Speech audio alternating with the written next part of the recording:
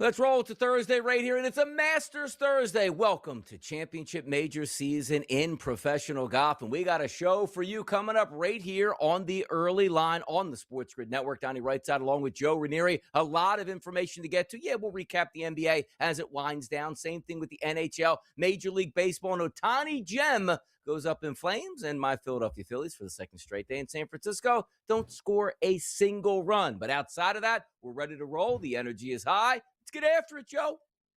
Yeah, lot to be excited about here, Donnie, coming up today, heading into this weekend, in fact. So, yeah, I'm ready for it. And the sooner we can get done with the regular season in the NBA, the better.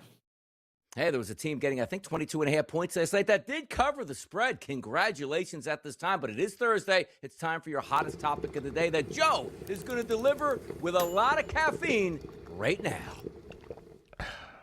Well, Donnie, something tells me you'll appreciate this because I want to talk about the TV ratings that just dropped for the national championship game we all witnessed there on Monday, and why the executives in suits better be paying very close attention to what these numbers are actually saying.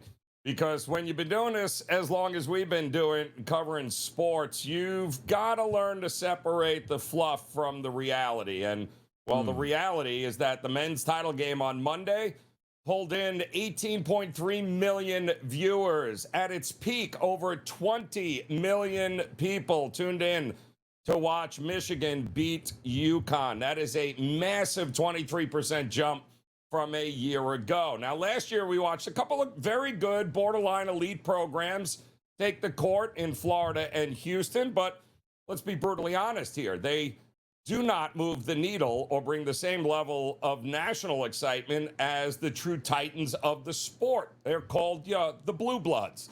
Now, we all love a good Cinderella story during the first weekend of the tournament, but when it comes to cutting down the nets, the public wants the heavyweights, and it proved it once again this year.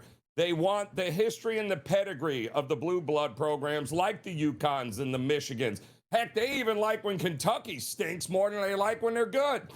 I want every single person sitting in an NCAA boardroom to remember that fact when they try to execute this ridiculous money grab and expand the tournament field to 76 teams next season. Adding a bunch of mediocre 500 schools that have absolutely zero chance of ever winning a national championship does not grow the interest of the game. It waters down the product. And the casual fans do not care about the ninth place team from a random conference playing in a play-in game. They care about the absolute giants of the sport colliding on the biggest stage. And here is another incredible concept the networks finally, hopefully, are paying attention to. And my co-host here on the early line has been screaming about this forever. If you actually start the basketball game at a reasonable hour, turns out people might very well stay up to watch it. And this year's championship game tipped off about 30 minutes earlier than the usual 9:25, 9:30 East Coast disaster that they've been giving us. And what do you know? The viewership peaked, Donnie, at over 20 million people. You know when? Right before they were going to sleep on the East Coast at 11 p.m. Eastern time. And that is what it is all about. So it turns out that if you give hardworking people on the East Coast a chance to watch the end of the game before they have to go to sleep so they can wake up and go to work next morning, they will absolutely tune in. So keep that in mind before we keep talking about these 9:20, 9:30, 9:45 tips at night again. Respect the Blue Bloods, Donnie, and more importantly, respect the fans who stay up to watch them on the East Coast. It's a tremendous thought process by you, Joe, and I appreciate it because let's understand this. The most popular sport in the world's biggest game, Joe, kicks off at 6:20. Let that sink into everybody else trying to have championship games and what makes some sense. And also, if we put it in baseball terms, Scott Boras is an unbelievable agent. Can you imagine if you pitch Shohei Ohtani and goes, you know what? My goal is to get 2 teams bidding on you. And Shohei goes, why not all 32? And he goes, no.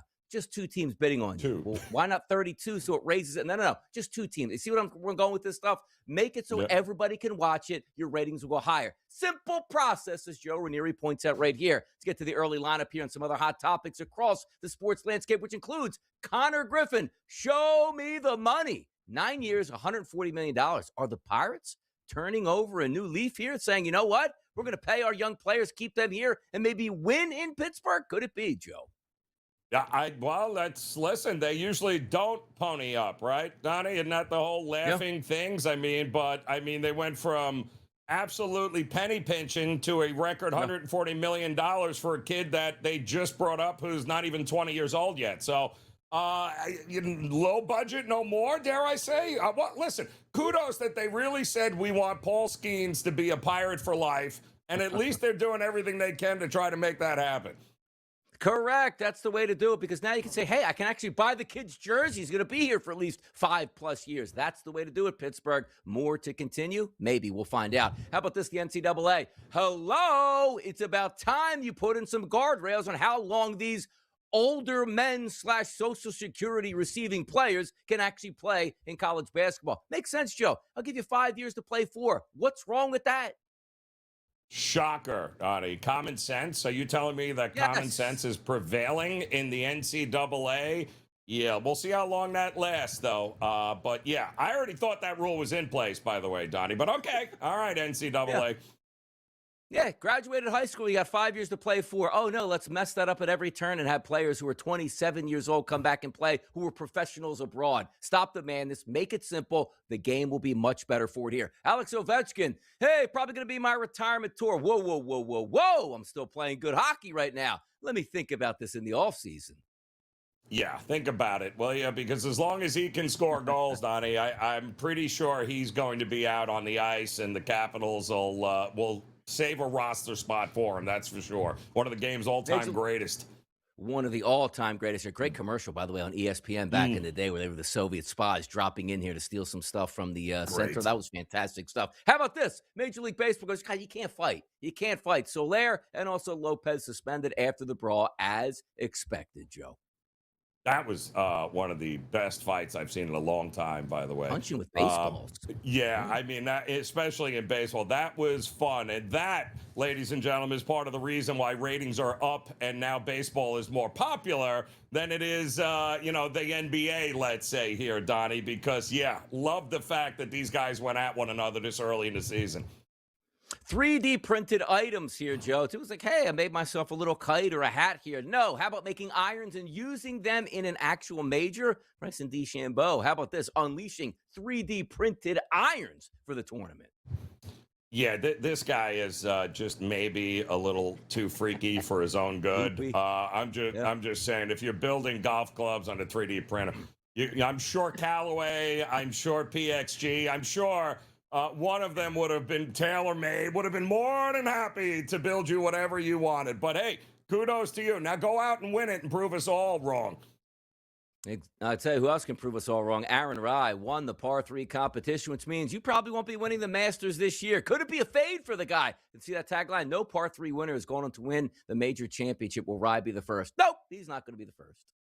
Yeah, if I bet you if I looked at the books right now, there would be absolutely zero handle on Aaron Rai winning anything in the Masters here. But okay, kudos on the par 3. I don't know anybody had him on that one either. And how about this story here? Tiger Woods.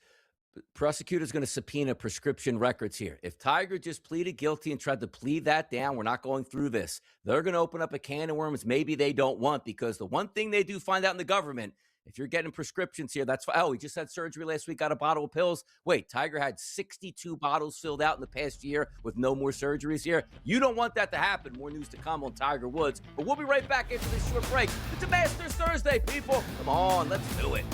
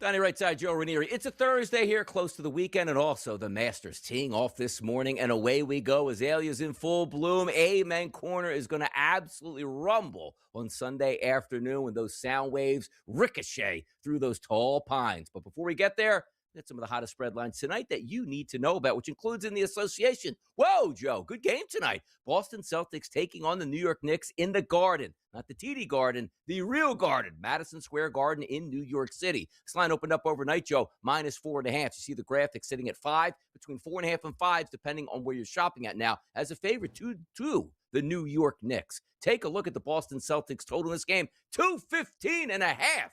Defensive, maybe a look at the playoff preview here, but the favorite tonight is the New York Knicks, Joe. What's your spread line for that? Well, there's some juice in this game, Donnie, ironically enough, right? Because the Celtics can clinch the number 2 seed with a win here tonight, right? They need a win, then they need a Knicks loss, and what better way to provide that than here at Madison Square Garden, right? And by the way, I mean, keep in mind, too, the Knicks are also battling with the Cleveland Cavaliers for the number 3 seed. So they're not that far behind either. So these last couple of games, they definitely got some juice here. Now, whether the Celtics really care, whether they're the 2nd or the 3rd seed remains to be seen. But I would imagine you're going to get a pretty good effort here from both sides. Historically, it's been a pretty good Boston effort against the Knicks. The Knicks have been much better at home at the Garden than they've been on the road. I think this is going to be very playoff-esque, Donnie. Wouldn't shock me if these guys, they lay it out there here tonight. We get actually finally a pretty good game in the NBA. A lot of teams fighting for their way into the playoffs, and some teams like the Celtics and the Knicks just waiting there and saying, where are we going to finish up with our seed process? Let's go up to Toronto for this next game, Joe. The Miami Heat in town to take on the Raptors. This line overnight opened up at 3.5. Most outlets at 4 and 4.5 across the board for a slight increase on the Raptors here. And a high total in this game, Joe, which is usually synonymous with Miami Heat games, at 239.5. Heat Raptors tonight. Give me a spread line for this one. Oh, you remember, Donnie, just a couple days ago, we told you this was going to be, a back-to-back situation here. Yep. And the Heat, I believe, are yet to beat Toronto this season. And don't forget, that total a couple of nights ago, Donnie, we were looking at 240s when that thing closed. Yeah. And Miami couldn't even score 100 points. They got beat 121-95. Now, the Raptors are in that 6th playoff spot, right? The Heat, they're kind of locked into the play-in round at this point. They're going to have to win 2 games if they're going to advance. So there's not really a ton here. So the Raptors, they want to do exactly what they did 48 hours ago. Handle business and move on. It's tough to beat a team back-to-back like this, especially a Spoelstra team here. It feels like Miami will give them everything they have here against Toronto tonight to get back on track. Rockets probably lining up tonight here, Joe, in that 5th seed, which is where they're probably going to land by the end of the season. But the Philadelphia 76ers trying to fight their way out of the play-in rounds. They're going to be on the road tonight to take on the Houston Rockets. This line opened up with 3.5 overnight. You still see the graphic at -3.5 today. A total of 225.5. But by the way, 8 out of every 10 tickets here coming in on the Houston Rockets for this game tonight. Sixers Rockets in H-Town. Give me a spread line for this one, Joe. Well, I mean, the Rockets really starting to play their best basketball right now, right, Donnie? And the Philadelphia 76ers, healthy, but still very inconsistent. If you can tell me which version of the Sixers shows up here tonight, I'll have a better idea of what's going to happen here. But listen, I mean, the Rockets also pretty much secured in the postseason. They're going to have a home playoff game, it looks like here. But they are playing outstanding. 7-game winning streak. I think they've won 9 of their last 11. They have been very, very good finally. And it also coincides with them being finally healthy here. So I think Houston at home, they haven't been great as a big favorite. But in this kind of price range, not knowing what you're going to get from the Sixers, I would only look at Houston here. Flip it over to Major League Baseball today. Not a huge card tonight, Joe. By the way, only 6 total games. 1 game at 12:10, 1 at 1:35, 1 at 1:40. Then the rest of those games will be at night. The first game of the nightcap going to be Arizona taking on the New York Mets in New York. This line opened up around a -160 price overnight. But now as you see the graphic, slight little increase to -162 for the New York Mets. Rodriguez going up against McClain with a total between 7 to 7.5, depending on your shopping at as well. Arizona, New York, Joe, give me a spread line for tonight's baseball action. Yeah, you got to love McLean. Here's a suggestion, folks. Head over to the predictive markets there and look at the Rookie of the Year market, because McLean actually is in that market, Donnie. He was, before his last outing, hovering around 12 cents. Yeah. He was dominant in his last start and shot up to 30 cents here, Donnie. Pitchers in those markets, let me tell you something. Yeah, every good outing they have, they increase their value in the predictive market. So I think McLean's going to have a fantastic season here. I think he's going to handle no problem this lineup of Arizona. Minus 160, 165 for the Mets here. I also think getaway day, we might be looking at less runs, not more runs here.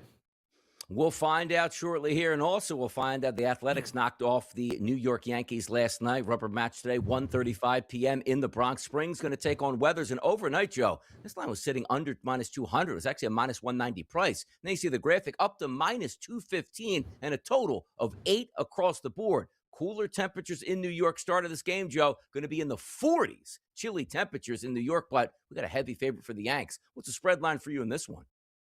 Yeah, well, they're getting only half the lineup is hitting for the Yankees right now. I think they were 1 for 7 with runners in scoring position, which is not great. They had a season low in hits there last night. It's just not very good yesterday, but they'll have a chance to right that ship here. Weathers, by the way, was not great last time out. Springs was. I mean, we forget. Wasn't Springs a Tampa Bay Ray a few years ago and a Cy Young candidate before he got hurt? Yeah, he looks like he is back to that form again. It's a low total, Donnie, but you know what? I kind of like the under here today in the Bronx. Stayed under yesterday as well. Cooler temperatures, not till we get that hot weather in the Bronx. That ball really starts traveling out. We'll find out. But the Masters about to get underway. Did you know it starts at 7:40 a.m.? Let's get to those tee times next, right here on the early line on Thursday.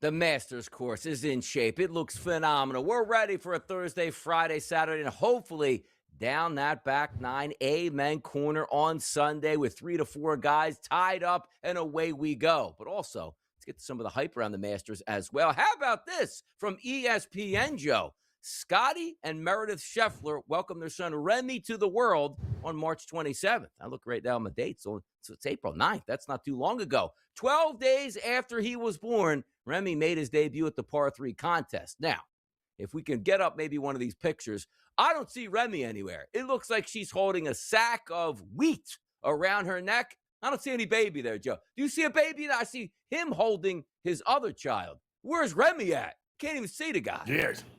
No idea, Donnie. Maybe he's still in the golf bag. I have absolutely no idea, Donnie, and I'm with you. It seems a little strange at this point here, but okay, we'll see how this. We'll see where the kid shows up here during the week. How about this? You know who's showing up during the week? It's Jason Kelsey. Now, I appreciate society, and I appreciate social media, because I'm with the haters 90% of the time.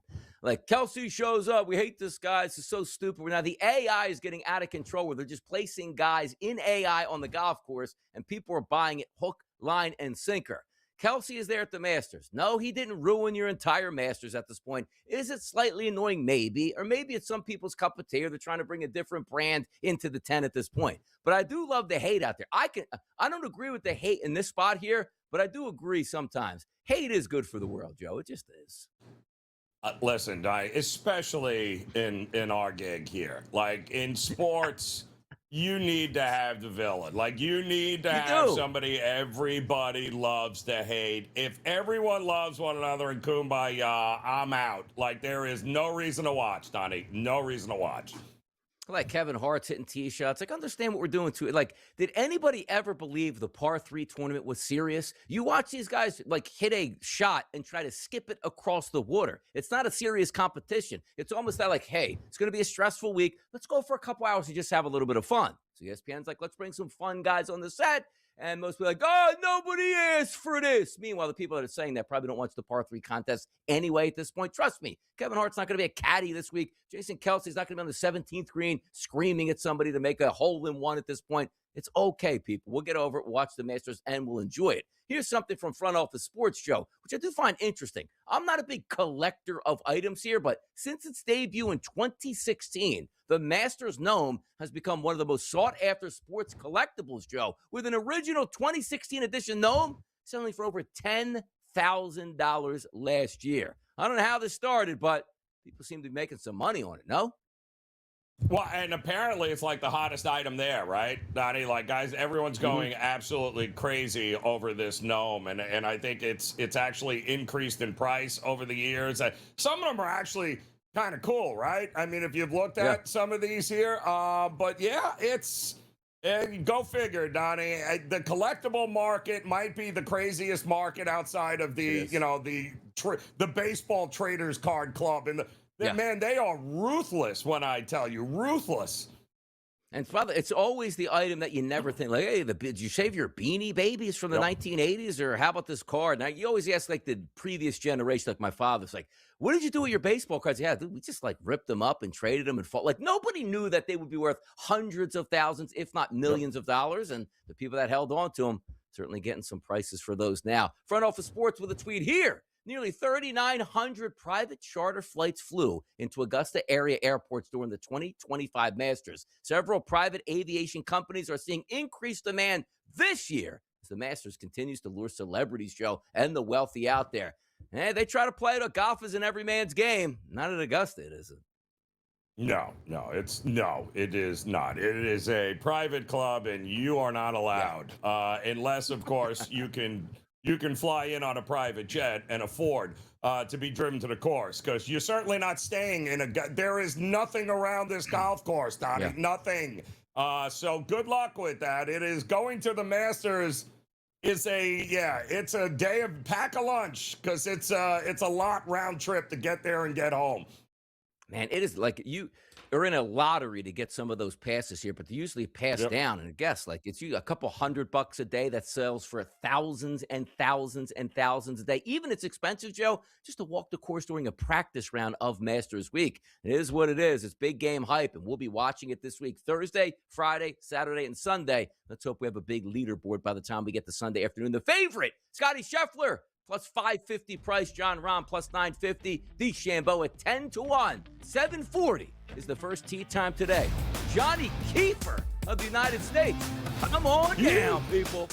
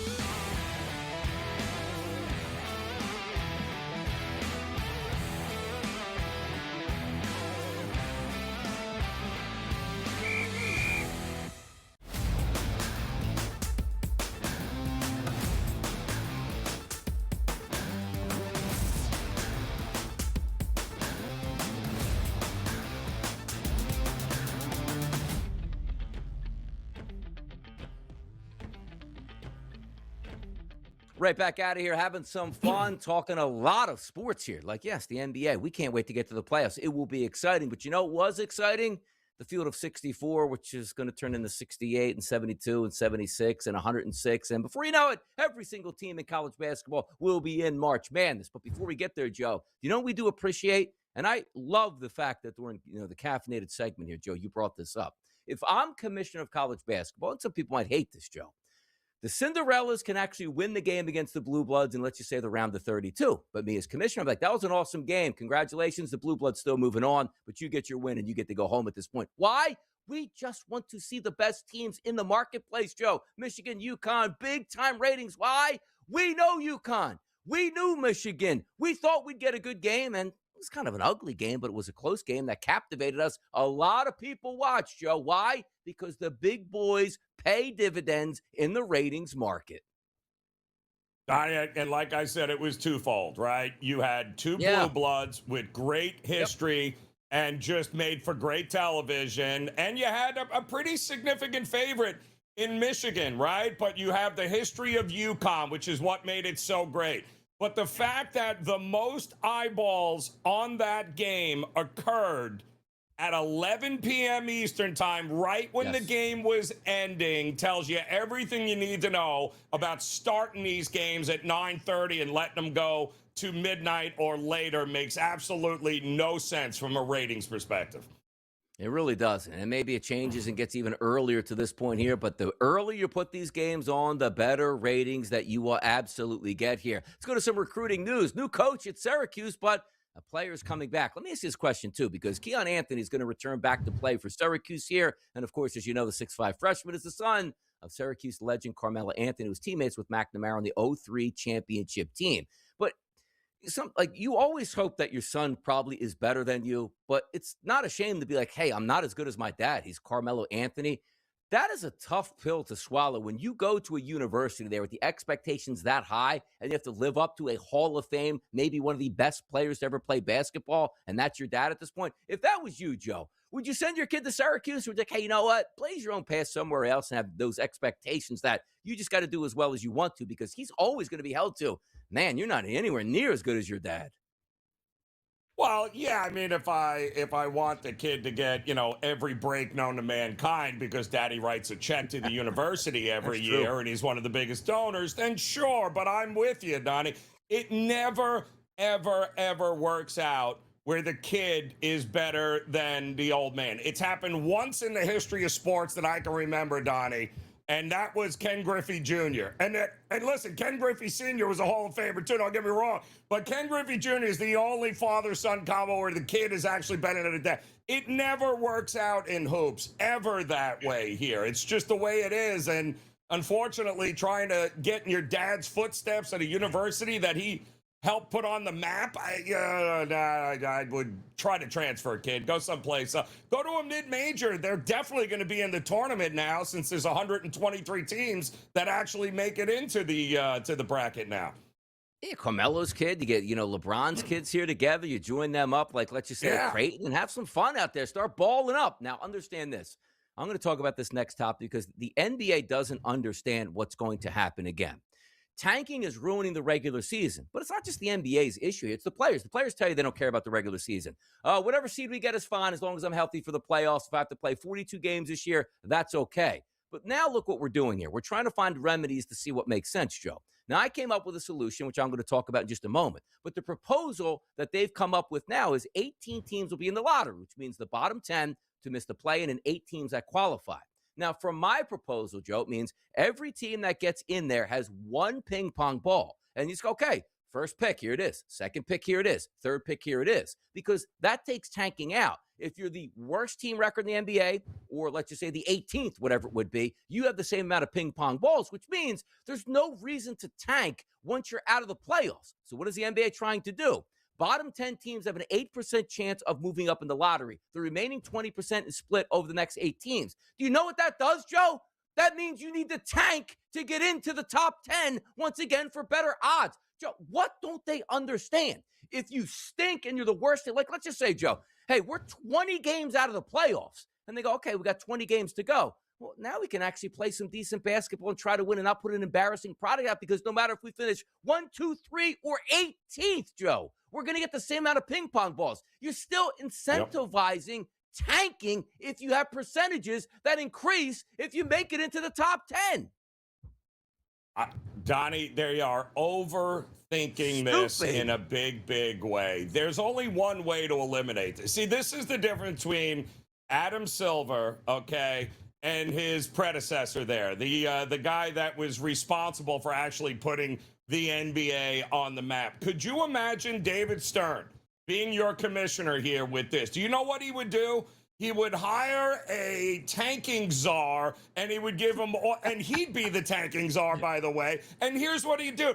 Oh, you're tanking? You don't get a draft pick this year. End of tanking, Donnie. It's that simple. That's exactly what David Stern did in order to set this whole thing up. And it's exactly the kind of thing Adam Silver is afraid to do because he's trying to appease everybody. And sometimes you got to you got to rule with the iron fist. Put it down. If you're tanking, we think you're tanking. We see you're tanking. You don't get a draft pick. So there's no reason for you to tank anymore. Like, there's so many better solutions. But again, if you have a weighted lottery, it incentivizes you to tank to get the best odds. If everybody's odds are the same, there is no tanking. No, I wouldn't take it to the extreme where it's like, hey, you know what? We'll go 1 through 30 or 32 and everybody gets one ping pong ball. Because then it's like, hey, OKC just got the number 1 pick. That doesn't make sense. And you have to help the teams that are bad. But if you incentivize by percentages, the agreement to say, you know what? the worse you are, the more ping pong balls you get at percentages. Everybody's going to tank every single game because it won't matter. If tanking actually comes into play in February where you have 15 games left and you're already out of it, you know what they do, Joe? They basketball. They start saying, you know what? We have no incentive here to lose. Let's play to win. That's all we're asking for, an honest effort from a handicapping standpoint and a fan perspective on a night-to-night basis. You know, it's not tanking, but did for a while. OKC. Here's Dagenham talking about getting that top seed in the West. Yeah, it's a great accomplishment. No two seasons are the same, and this season was a lot of different experiences. We obviously started really hot, and then, dealt with a lot of missed games, especially in the middle of the season. It felt like 2 months we were enduring that. And this team, when you win the championship, that kind of like hangs over you, as a team the next year, meaning like everybody, including ourselves, you judge yourself against that. And it's incredibly hard to be present in the next regular season. And I learned so much from this team because their ability to come in every day and just embrace the day and the challenge that we had that day and not look backwards, not look forwards, and just, like I said, attack every challenge together with a level of, zest and joy is really impressive. And it's why I think we had the season we did. It's because they bring that kind of energy to it. And I think it's really hard to do, so I give them a lot of credit. They are really deserving. And now, obviously, we go to the playoffs, and it's a blank slate. This doesn't carry over, but it is good to have home court. And it's good to have a little bit of momentum from the season. I think we did a good job. It feels better for sure. Not only because we've had to weather a little bit more, but just like repeating something and doing it again is always a little bit harder. It's a little more challenging. The league gets better, players get better. And for us to still have the best overall record through that and ups and downs speaks volumes to the teams, speaks volumes to the guys in the summertime getting better individually, coaching staff getting better individually. And we always say at the beginning of the season, like, no matter what happened, we have to earn what we get in making the playoffs in our seeding, and we earned first overall seed. 64-16 on the season, 9-1 in their last 10, winners of 7 straight games. This team is loaded up for a playoff run, Joe. They are, but again, the difference is going to be this year. They go from the hunter to the hunted. Let's see how that works out. Wemby and the Spurs could be waiting there, Joe. We'll see. Yep. But we got more action coming up next on the early line. Keep the dial right here on the SportsGrid Network.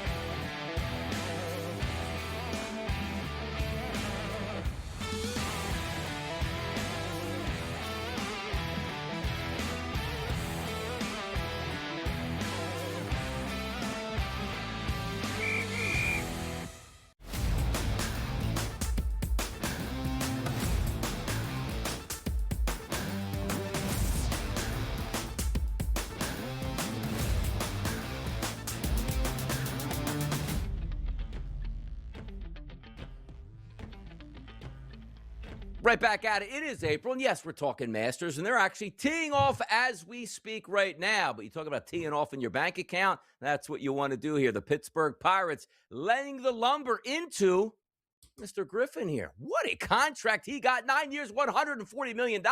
Whoa, let's get to the press conference. Ooh, claps. Yeah, big draw being here today to the Pittsburgh Pirates organization.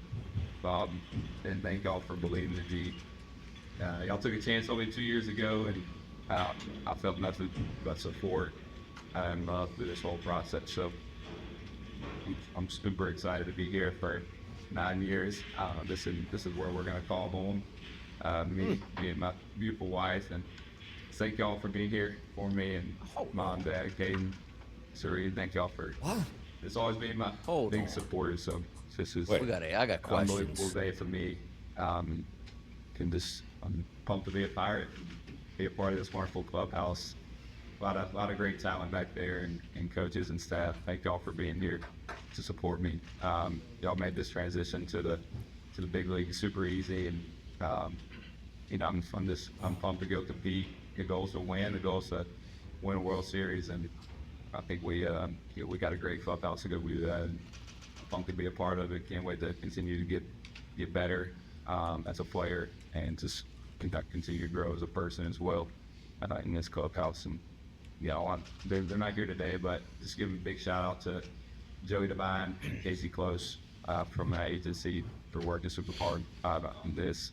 So yeah, I'm super excited. Thank you again for this opportunity, and couldn't be more proud to be a Pittsburgh Pirate. We'll open the floor for questions. Just raise your hand and I'll call on you. I need some help here quickly on this, Joe. Number one, when you show that, and the guy's like, I just signed for 9 years, 140, and you look at the picture, like, yeah, the guy's probably 29 years old, which is what he looks like.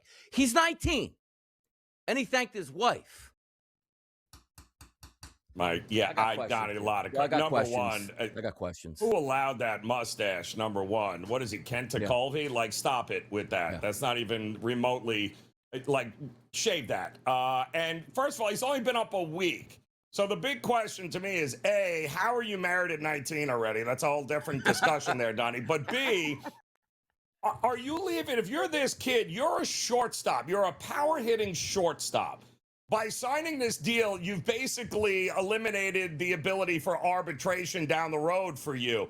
How much money does this kid leave out on the table by agreeing to this deal right now, Donnie? Because a power-hitting shortstop in Major League Baseball is worth double that in the next 5 to 7 years. Who are we kidding? It's interesting, too, because you give him the comfort of a life no matter what happens now. He could come up and hit 176 the next 3 years, and they tell him to go home. That's all his money guaranteed. But you're right about one thing. The interesting part, though, Joe, is actually the CBA that's coming into place. If we're just under normal baseball rules, you would get a guy like Scott Boras, and he's like, no, kid. You believe in yourself? Yeah, good. Well, in 5 years, your arbitration is going to be like $35 million a year, if not more. And then if they keep playing, it goes up to $50, $65 million. Then when you're a free agent, I'll get you a 10-year, $1 billion deal by the time that comes. But he's obviously like, you know what? I'm going to take this board. I'm just growing my family. I don't have any fault in that. But usually you see, Joe, they buy out the arbitration. He's like, hey, we're going to give this young kid a 5 or 6 year deal. This is a 9-year deal, which takes them way out, which, again, you're saying to yourself, I have comfort. I'm never going to have to work again. It's a lot of money. But a lot of these guys understand, like, I'm the best at this position right now. I'm buying into myself. I'll make my money down the line, which now you say to yourself, instead of making $1 billion in your career, if you're really good, which who never knows where the pay is going in 5 to 6 years, or you're making $600 million in your career, which, again, we're fighting over crazy numbers. But if he just played this out, which he thinks he's as good as he's going to be, yeah, he left money on the table. Again, not some sort of, well, he's a good glove, but this is a power-hitting shortstop here who is going to be worth twice this in another 5 years along the line. But like you said, we've already seen this, right? We saw Acuna Jr. The Braves kind of did this. We're doing it before anybody. Strider, Harris, Austin Riley. Remember, they locked all of those guys up because they knew down the road it was going to cost them a fortune, so they locked him up sooner rather than later, and it looks like that's the direction Pittsburgh is going. But this kid, I think, might have left a little bit of money out on the table down the road here.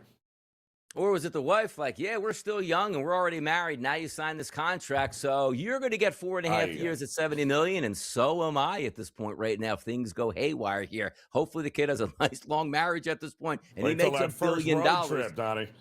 Wait till that first road 19. trip. He doesn't look 19, by the way. Like, if you would have showed that press conference to me, it looks like a kid, or should his kid compared to me, 27, 28, 29 years old. He's 19 years old, all that money, but he's already, like, not even the money, Joe. The part that he's married here got me before the money and what everything else was. Hey, 19 years old, God bless you. Paul Skeens talking about that Griffin contract now. Yeah, it's awesome. It's hopefully at some point it's going to quiet down for him because I think this is his 6th day in the big leagues. So not every day, not every week is like this. I'm sure he'll learn, but yeah, just super happy for him and his family. Glad he got a deal that works for him, and yeah, he's going to be the face of the Pirates for a long time. Paul is a big part. See, at the last part of that little press conference right there in the dugout hits hard. It's not like, well, me and him are going to be the face of this franchise. Like, who'll be the face of that franchise? I'll be in pinstripes. That's correct. And who dropped Lovely Day as the background music? As that was in, I don't know if that was by accident or if that was way to go there. But yes, listen, this kid may be a Pirate, but Skeens will not be a Pirate. That will not happen here in the next 3 to 4 years. Pitcher suspensions make me laugh. It's like, hey, if a day player gets suspended 5 games, he's going to miss 5 days of action and work at this point. But a pitcher, he can make his next start. Ronaldo Lopez has a suspension reduced to 5 games. So, yeah, he's on target to make his next start. So, what was the penalty again? Yeah, right. Exactly. Well, and congratulations. We'll see you when you were scheduled to pitch the next time anyway. Okay, good. Heck of a suspension. Way to save face, Major League Baseball. By the way, quick on this one, Christian Javier threw one warm-up pitch before the second inning. And it's like, yeah, my shoulder doesn't feel good. I'm out here. Come on. We're breaking down already, Joe. Yep. Joe and Donnie. I'm not breaking down. Neither is he. We'll be back.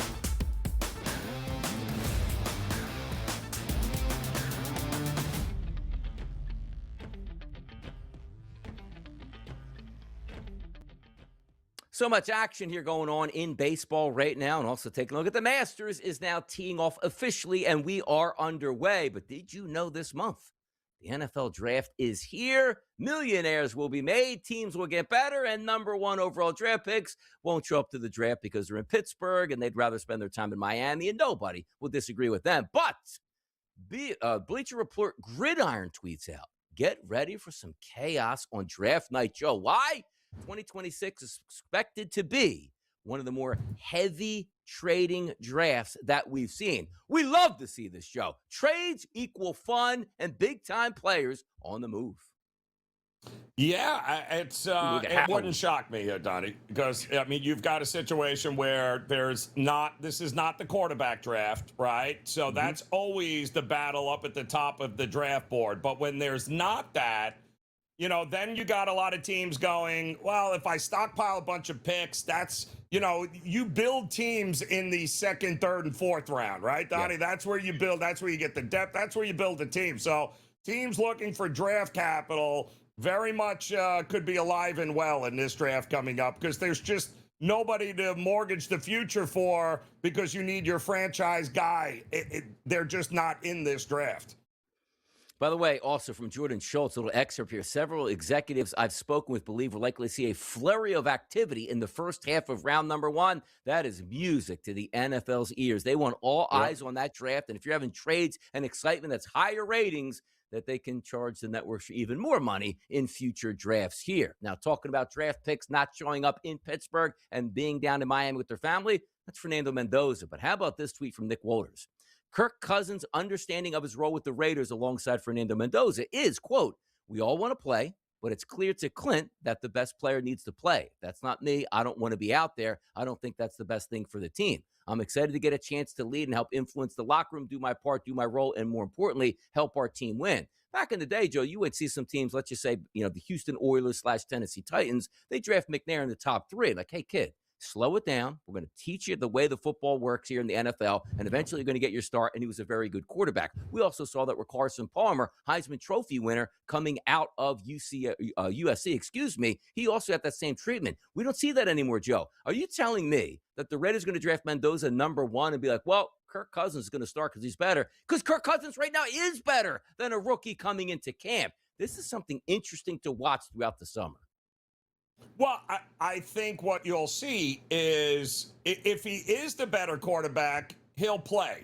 And I think at least early on, right? Don't forget, it wasn't like, Donnie, it's been 100 years. We saw this with Jordan Love recently, right? I mean, Jordan Love wasn't drafted and then all of a sudden was thrown to the wolves. Like, he spent a little time learning from Aaron Rodgers there. Correct. And we saw Willis, the same thing situation there. Took him a few years. So it still happens, but as the number 1 pick in the draft, the pressure is going to be to play him. But, you know, let's see if Clint's like, all right, we got to play him even though we're going to get him killed, or is Kirk Cousins going to start the season and then you work him in when you feel he's ready?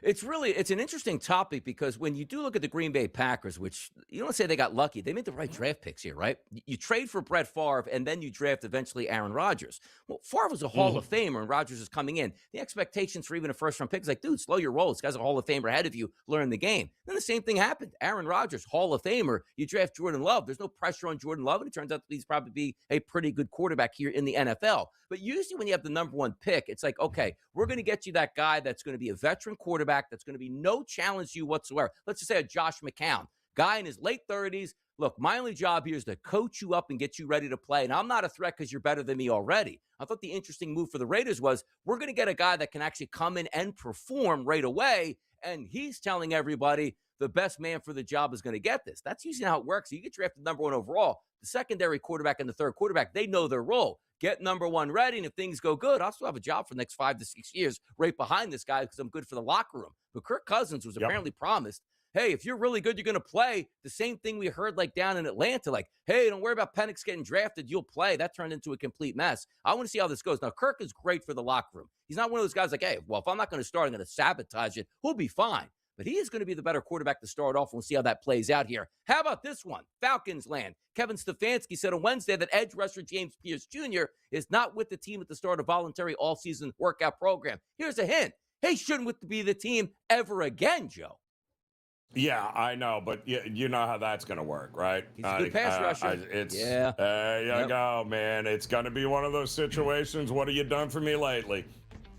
Back up to the backup. We'll never stand for this on our team. Guy that can rush a passer, we'll work with him. We'll be back.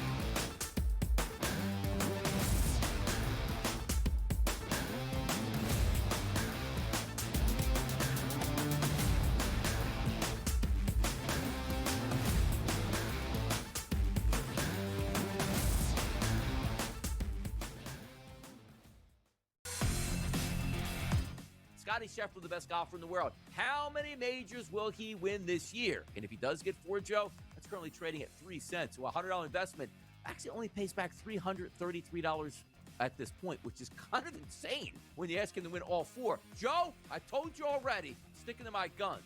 $100 investment on no majors. None over the next 4 this year. Prediction Markets Edge. Only on SportsGrid. Italy can't make the World Cup. That's wildly embarrassed. You know, Italy, to me, I think they're like the Cowboys, right? They're the Dallas Cowboys, basically. They're this ultimate sort of public team, big merch, like, you know, monsters. That's a good one.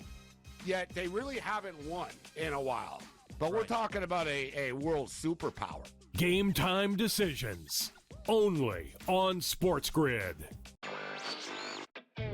Why are all these contracts being signed, folks? Yes, the players are talented. Yes, they are deserving of it, but it's such goodwill to hand out these buyout arbitration contracts for these young players this time of the year, right before opening day, to get all their fans excited. And notice, right before the Pirates' home opener, not before opening day, before their home opener, to set up. Newswire. Only on SportsGrid. Am I going overboard when I'm saying that? I've never seen anything like this. He's damn good, and it seems like he like has an extra focus on pitching. I saw him pitch with the Angels and hit with the Angels, and it seemed like hitting was what he was trying to prove. Maybe because guys like John Smoltz would come out and said, "Oh, he should be a pitcher only." Outspoken with Dan Cilio. Only on SportsGrid.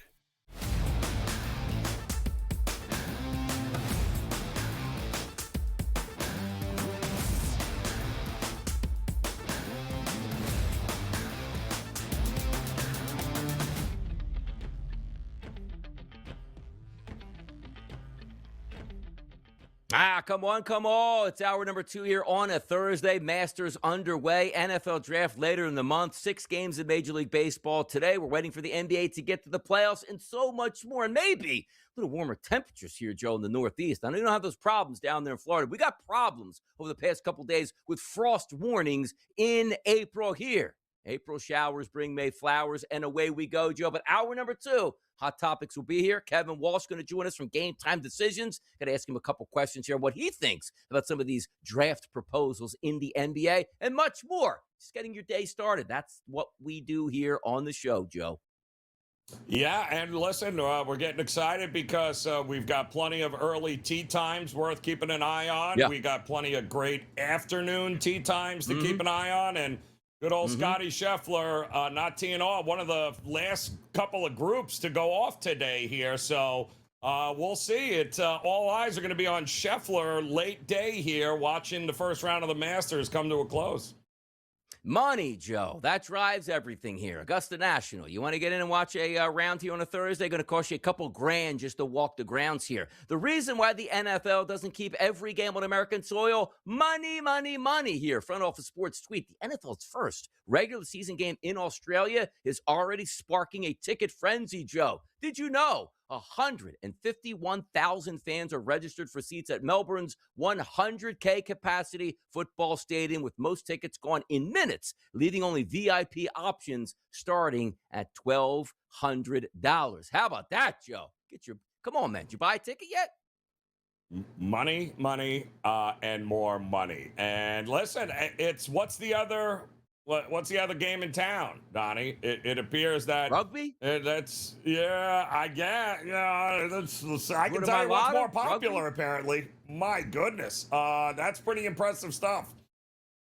The early line live from Melbourne. Get used to it. Maybe we'll go down there in the future. But by the way, just another ticket, scenario here. Looks like that one's going okay. Have you heard, Joe, what's going on with FIFA ticket prices and what's taking place? Like all across, FIFA's now changing like where you're sitting. Like, hey, I bought tickets months ago, spent hundreds, if not thousands of dollars. I got great seats. And FIFA's like, yeah, not so much anymore. We found some new seats here. You'll be in the corner as opposed to midfield now, and you'll like it here. FIFA just has carte blanche to steal everybody's money, Joe. Is that what I get out of this World Cup tournament in North America coming?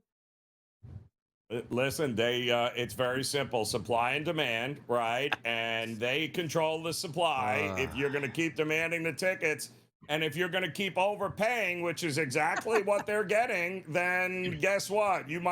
I thought I bought the seat for $1,000. No. This is a $10,000 seat. Your seat's up by the bathroom, up in the loge. Yeah. That's where you're heading.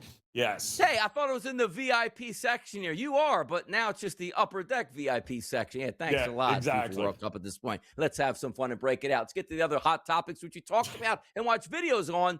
Connor Griffin here. He got paid. By the way, his signing bonus show over $6 million. 2 years later, $140 into the account. He's 19 years old and he's married. This guy's already operating like he's a boomer out here in his late 50s. I like it. Kudos to him, man. Sign that, get that money while you can. Although I think he left a little bit of money out on the table down the road. But hey, listen, power hitting 19-year-old shortstop on the Pittsburgh Pirates, a cornerstone. Never thought I'd see it. I'll tell you what you never thought you'd see. Like, college. You get 5 years to play. You can transfer, but you have to sit out. And we'll give you an extra year just in case you hurt your knee or your ankle and you can't play. Or maybe you come in as a freshman, just not ready to play at the NCAA Division I level. And then it turned into play whenever you want, stay as long as you want, make it how much money you want to. And now the NCAA is like, wait a second, let's put some guardrails back in. How about 5 years to play for like we always did it? Welcome to the court system now, Joe. Yeah, and that's exactly where this is going to head because let you and I both know, Donnie, a lot of attorneys willing to take cases right now to push the envelope for these kids to be able to make, hundreds of thousands, if not millions of dollars with an extra year or two of eligibility. You know it's going to be fought in the courts. And by the way, we got to study players like Jaromir Jagr. We got to study Alex Ovechkin. Like sometimes pro athletes, there's supposed to be a clock, right? Father time. You can't play this long. Ovechkin is playing at such a high level now. It's going to be my swan song year. It's like, whoa, I might want to think about this in the offseason and come back for another year. Here's a hint. No way he should retire at the end of the season, Joe. No, he shouldn't. But, there's something to be said where what else is there to accomplish? Go out on top because... Boy, that cliff comes quick when you're at that age, though, as a professional athlete. So maybe now is the time to hang it up. And he calls up the Kremlin and says, I want to come back. And the Kremlin goes, play another year or two out there. We think he can do it. And boom, he's back in there being a superstar. Bryson DeChambeau, you know what he's doing. By the way, this isn't new for Bryson DeChambeau. He used to wear like the Kangol hat back in the day. Always have all these like intricacies and algorithms and how you're supposed to swing and stand. Now, printing 3D irons he's going to use in the Masters, Joe. It really is. He's such a strange dude, man. And listen, I hope he wins it because if he wins it, it's going to do two things.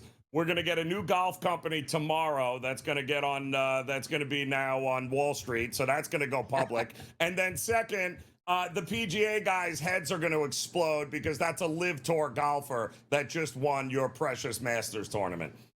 You got to get those drivers. You got to test them all out. Maybe you can get around the testing, Joe, with 3D printed irons. Like maybe they have no fingerprints here that you can actually get after. By the way, Major League Baseball. Do you remember hockey in the 80s, Joe? It was glorious because you could have bench clearing brawls. Then the NHL was like, you know what?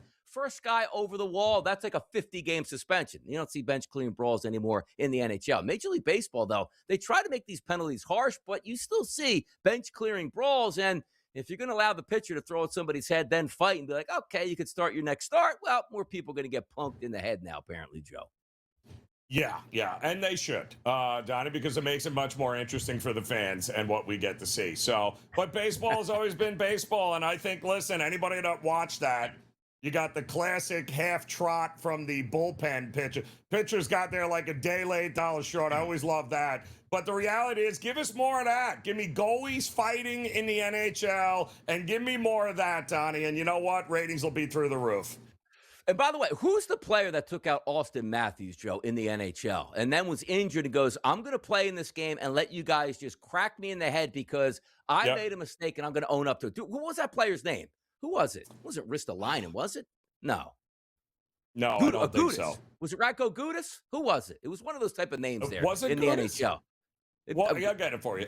It was Gudis, yes. Like, and by the way, just putting that out, like that is something like I'm going to take my lumps because I deserve to take my lumps. Like hockey is just on a different planet where like men are men, and that's how they decide things out, and away you go. Major League Baseball, you have to throw a baseball at somebody's head to make up for it. Tiger Woods, Joe, you don't want to go to Discovery. You don't want to take this to trial, what you decided to do. So now the sheriff's department is like, oh, now we're going to get into the dirt now on Tiger Woods. I don't think he expected this to happen, Joe.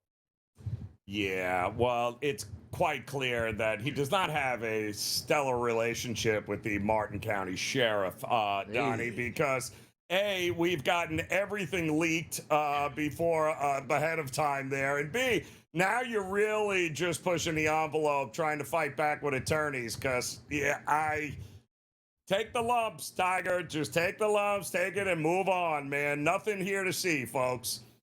Because you know where this goes, too. Like, hey, a friend was hooking you up with pills. He's going to be in trouble with the law. The pharmacy that gave you 3 extra refills because you're Tiger Woods and didn't think anybody would know, that person might be going to jail at this point. This is going to be a wide, and again, it's his fault he did this. If he's at the scene, owns up to it, and says, you know what, I'm going to take my DUI, which they would have taken his license for 2 years. He would have got a driver. The PGA would have had some, hey, pay $1 million fine and don't do it again, and next year you'll be outlived to play golf. You wouldn't have had any of this. But the fact that he's fighting a DUI charge, now the prosecutors are like, open season on Tiger Woods. Let's find out exactly. And also, Joe, what more do we have to undercover for this as well? Yeah, don't open that can of worms here. But it's not like he doesn't have the money to fight it with his own attorney. So let's see where this goes. Let's see where it goes. You know, we're going next. Kevin Walsh joins the program next, right here on a Thursday on the Early Line.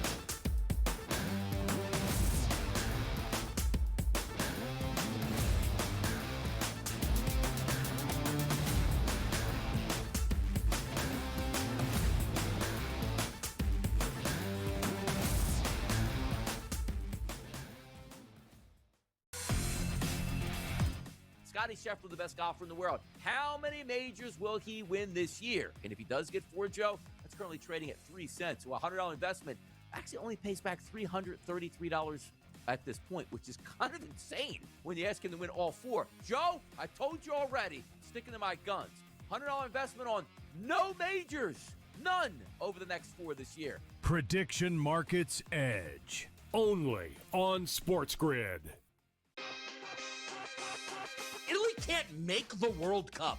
That's wildly embarrassed. You know, Italy, to me, I think they're like the Cowboys, right? They're the Dallas Cowboys, basically. They're this ultimate sort of public team, big merch, like, you know, monsters. That's a good one. Yet they really haven't won in a while. But we're talking about a world superpower. Game time decisions. Only on SportsGrid. Why are all these contracts being signed, folks? Yes, the players are talented. Yes, they are deserving of it, but it's such goodwill to hand out these buyout arbitration contracts for these young players this time of the year, right before opening day, to get all their fans excited. And notice, right before the Pirates' home opener, not before opening day, for their home opener, to set up. Newswire. Only on SportsGrid. Am I going overboard when I'm saying that? I've never seen anything like this. He's damn good, and it seems like he like has an extra focus on pitching. I saw him pitch with the Angels and hit with the Angels, and it seemed like hitting was what he was trying to prove. Maybe because guys like John Smoltz would come out and said, "Oh, he should be a pitcher only." Outspoken with Dan Cilio. Only on SportsGrid.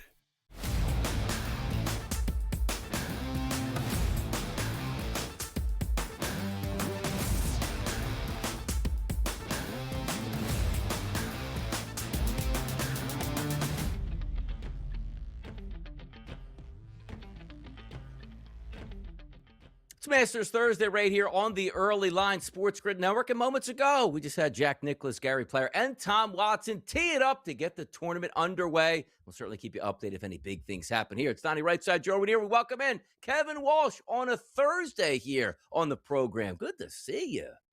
What's going on? Masters starting. Very exciting. Very exciting times here. But I got questions. You know, I always have questions right off the bat. And sometimes, Kevin, you never know where they're coming from. But I need help on this. I do. I say this time and time again. I think the NBA regular season stinks, but I love the NBA playoffs. It's one of the best products in sports. Great athletes, meaningful games. Sign me up for more. We're not too far away. But the issue, Kevin, with us sometimes is the tanking in the regular season. Handicappers and fans alike. I'm not going to watch that game. They don't care. This guy's not playing. He's sitting out. Remove all that from the equation. The NBA has been trying to stop tanking and coming up with resolutions. My resolution, Kevin, is if you don't make the playoffs, everybody gets the same ping pong ball, so there's no incentive to tank. Maybe get one or two teams in the last week of the season, but understand this. Imagine being a general manager or a president of an organization going to your owner going like, hey, let me get this straight. You want to tank, so I miss the playoffs and miss a couple home games here and both of you guys are fired. So tanking will be limited. But now the NBA is saying, okay, well, we're going to put in new rules to stop tanking, but still have a weighted lottery system that incentivizes you to get into the bottom 10, which means teams are still going to tank, Kevin. What is the solution here? For me, again, it's one ping pong ball for every team that missed the playoffs, and you just go in order. How do we solve this? So I just want to say the NBA's current kicked around idea in classic NBA fashion is going to lead to more tanking. Like, you know what we should do now? Because we already have teams that don't want to be in the playoffs. If you make the play-in, total disaster, crushes your odds. So now, like the Warriors, instead of bringing Steph back, would have sent him to Cabo. So, again, this is one of the reasons I'm so hard on the 65-game rule is it's a league that keeps trying to come up with ideas that make things worse. My suggestion, Donnie, is actually the opposite of yours. And I would just do what the NFL does. And I would just no lottery. It's just 1 through 30, man. Like, one of the reasons this stuff is such a mess is because Wembanyama goes to San Antonio, and then the next year Dylan Harper goes to San Antonio, and Cooper Flagg goes to Dallas. And remember when the Bobcats won 11 basketball games, and instead of getting Anthony Davis, they got Michael Kidd-Gilchrist? Like, Donnie, imagine if the Raiders ended up in the lottery and were picking 7th. And they're like, yeah, awesome, Reuben Bain. It's like, we need a quarterback. This is insane. It's a league where getting one guy changes everything. Yes. And the lottery stops. When is the last time? But the one time the Wizards got a top 2 pick, it's the worst draft anybody's ever seen with their eyes. And Reece Shea went 1 and Alex Sarr went 2. Steph Castle, of course, ended up being the best player on the San Antonio Spurs. Yeah. Recency bias is a fun thing here, but you just hit on it, Kev. This is not an every year occurrence. We have game changers of a freshman class coming out for the first time. This is the deepest draft I can ever remember having. Usually, and that's why we always used to laugh at the NBA draft, right? Like, outside of the first 2 or 3 picks, it's a waste of time. Who cares? You got a bunch of G League players. We're just seeing this because there's 8 to 10 guys that are worth tanking for, but you're not going to get that again every year, no? I think you're right. So it's funny, and I'll own up to it. I played 2 win total overs, the Pacers and the Kings. I'm not sure either team clears their number if you combine their wins. I just thought, hey, there's enough here to not be atrocious. The thing is, once either one of those teams found out, oh, this isn't our year, the bottom falls out because of what you're saying, Joe. Because they've been told for years, this class, it's almost to some degree, this is the class that flattens the odds. Because if I get the first pick or the 5th pick, I feel fine about it. If I get the 4th pick or the 8th pick, I feel fine about it. So I think you're right, and it's evidence in the numbers. Look, the Thunder laying 24.5 to the Jazz to some degree are like, okay, it's OKC. I know Denver laid 23.5 to Memphis. What? Yeah. Like, we can't lay. I think we might see some of the most disgraceful numbers in the history of basketball over the next week or so on these numbers. No disgraceful numbers tonight, Kevin. Battle in the Eastern Conference tonight. The Celtics in town to take on the Knicks. Jason Tatum, last time he was on that court, didn't work out so well. Devastating injury. And this year, we might have been thinking like, hey, Boston, probably smart to tank it, get a high draft pick, and then reload for the next year. Not the case. The favorite, though, the Knicks tonight in the Garden, 4.5 to 5s are where we're shopping at. Yeah, you know, it's funny. You're like, oh, this is going to be one of the good games. Is it? Because I'm looking at the Celtics injury report. It's every starter other than Tatum, and Boston plays tomorrow. So again, the NBA has no idea how possibly the Celtics could punt tonight's game and just win the game tomorrow against New Orleans because they keep setting up national TV back-to-backs. And if you're Boston, why bother, right? Why? I think they've already lost the tiebreaker with the Knicks. It makes no difference. The Celtics are 1 win away from being not only deadlocked into the 2 seed in the East, but the 4th best record overall in basketball. Like, nobody in the West could catch them. They can't catch San Antonio or Oklahoma City. So for me, now here's the thing though, because it's Boston, I'd rather let them bench everyone other than Tatum. This number close like 9.5 and then take Boston plus the points. The one thing you may want to get ahead of, if I'm right about these injuries, Tatum double-double minus 105, Tatum triple-double 10-1, Tatum 30 plus 2-1. I do think it looks like it might just be Tatum out there on his own tonight. Should be fun. Also, Kevin, the NFL draft coming up at the end of the month. I know you love that stuff. We're getting reports that this might be one of the most trade-heavy round number ones we've ever seen. Let me just tell you this. A couple of years ago, Schrager said, yeah, there's going to be about 45 round one trades. The book offered up over trades. It went under the trades, and I'll never forget it. Don't ever forget Game Time Decision at 6 p.m. tonight, right here on the SportsGrid Network. We'll talk to Kevin tomorrow, whether he likes it or not.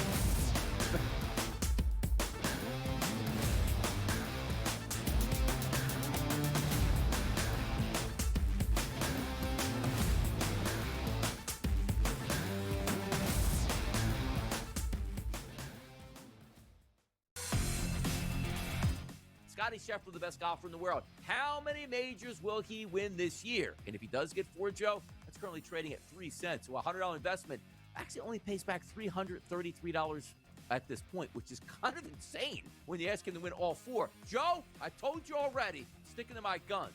$100 investment on no majors. None over the next 4 this year. Prediction Markets Edge. Only on SportsGrid. Italy can't make the World Cup. That's wildly embarrassing. You know, Italy, to me, I think they're like the Cowboys, right? They're the Dallas Cowboys, basically. They're this ultimate sort of public team, big merch, like, you know, monsters. That's a good one. Yet they really haven't won in a while. But we're talking about a world superpower. Game Time Decisions. Only on SportsGrid. Why are all these contracts being signed, folks? Yes, the players are talented. Yes, they are deserving of it, but it's such goodwill to hand out these buyout arbitration contracts for these young players this time of the year, right before opening day, to get all their fans excited. And notice, right before the Pirates' home opener, not before opening day, for their home opener, to set up. Newswire. Only on SportsGrid. Am I going overboard when I'm saying that? I've never seen anything like this. He's damn good, and it seems like he like has an extra focus on pitching. I saw him pitch with the Angels and hit with the Angels, and it seemed like hitting was what he was trying to prove. Maybe because guys like John Smoltz would come out and said, "Oh, he should be a pitcher only." Outspoken with Dan Cilio. Only on SportsGrid.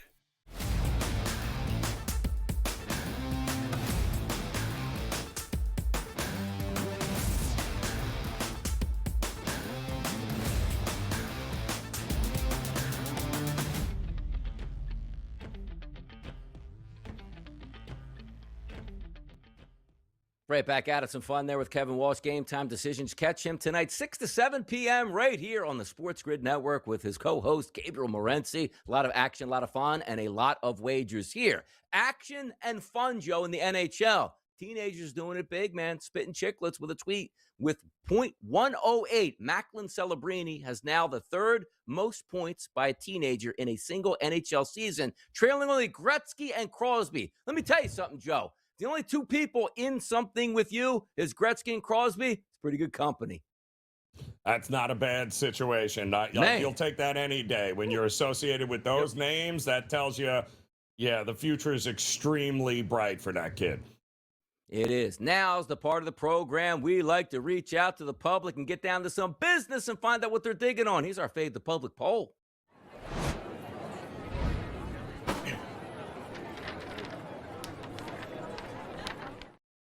You know, Joe, like some things you want to do in your career or even in your just recreation. You know, in baseball as a kid, you want to hit a home run. I did that. You know, football at all levels, you want to score a touchdown. Did that. You know what I never did, Joe? Through thousands of rounds, I never had a hole-in-one. So we asked the public today, will there be a hole-in-one during round one of the Masters? Did you know you're getting a plus 750 price? So I'm going to ask you two questions, Joe. Which way you voting on this? And number two, have you ever had a hole-in-one?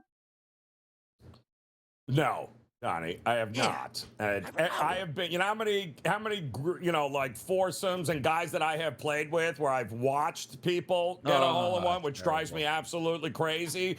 Yes, yeah, and they can't play a lick, but somehow or another they end up, you know, two-hopping it in from 138 yards out. It's unbelievable. So I have not, Donnie, but I still hold out hope. It's put it on a bucket list. Fingers crossed here at some particular point. By the way, my father has two legitimate hole-in-ones in his life, but also, you know what he claims his third hole-in-one, Joe? On a golf course that has two flag pins here. Do you know those where you just switch it back and forth? Yeah. So the flag pin that was in on the one, he actually knocked it in the other one and claimed that hole-in-one. I mean, come on, now. You can't be doing that, man. That's shizness. No. Look, it went in the hole, but it wasn't the right one. That's like saying, Joe, I'm going to tee off. I hit my ball so far to the left, it went in on the 16th green in the hole. Can't do that. Let's get to some best bets. Let's win some money. Bye.